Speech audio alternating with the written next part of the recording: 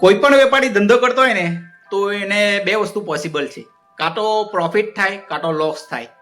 અથવા કોઈ વેપારી કામ કરતો હોય ને ઘણા બધા વર્ષો કાઢી દીધેલા અને પ્રતિષ્ઠિત વેપારી થઈ ગયેલો હોય ને તો કે ભાઈ મારી 20 વર્ષની મહેનતથી મેં આ ઊંચાઈએ પહોંચી શક્યો. તો ખરેખર આ વસ્તુ ખરેખર ખોટી છે.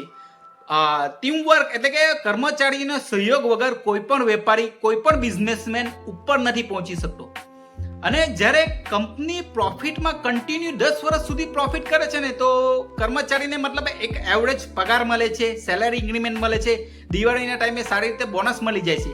પણ 10 વર્ષમાં પ્રોફિટમાંથી ને 11મા વર્ષે જો કંપની લોસ થઈ તો એનું સીધું ઇફેક્ટ એ ડાયરેક્ટ કર્મચારી પર લાગી દેશે.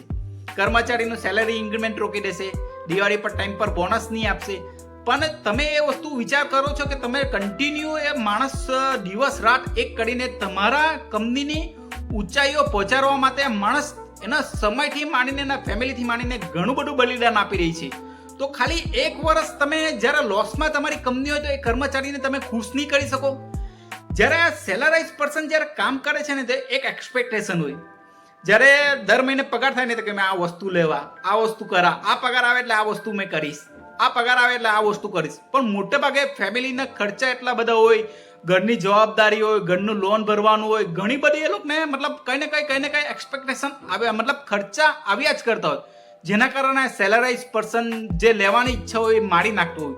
એક છેલ્લે એક જ આશાનું કિરણ બચે છે કે દિવાળી પર મારો પગાર પણ આવશે અને બોનસ પણ આવશે. હવે પગાર અને બોનસ તો મળે જ છે પણ અનએક્સપેક્ટેડ મતલબ કંપની તરફથી કંઈ ગિફ્ટ મળતું હોય.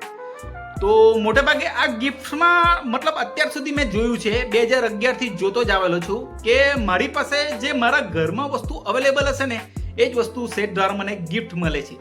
તો ઘણી બધી જગ્યાએ પણ ઘણા બધા કર્મચારી સાથે આ રીતનું થાય છે. તો એક વસ્તુ છે કે તમારા સાથે જે કર્મચારી કામ કરતો હોય તો તેને પૂછવું જોઈએ તમને શું જોઈએ છે, અથવા ગિફ્ટ ન જોતું હોય તો એના બદલામાં પૈસા આપી દેવા જોઈએ. જ્યારે સેલરાઇઝ પર્સન કામ કરે છે ને ત્યારે દિવાળી પર એક અલગ જ ખુશીનો જાતનો માહોલ હોય કે મારો પગાર આવશે, મેં કપડાં લઈશ ફેમિલીના, મેં ફેમિલી માટે મીઠાઈ લઈશ.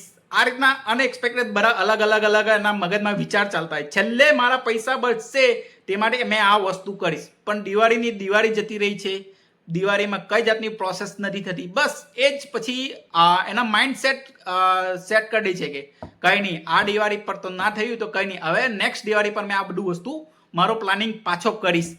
પણ તમે જ્યારે તમારા ધંધામાં પ્રોફિટ થાય અથવા લોસ થાય પણ તમારી સાથે કર્મચારી જે કામ કરતો હોય તો એને હેપી રાખજો, ખુશ રાખજો અને દિવાળીમાં એની દુઆ લેજો.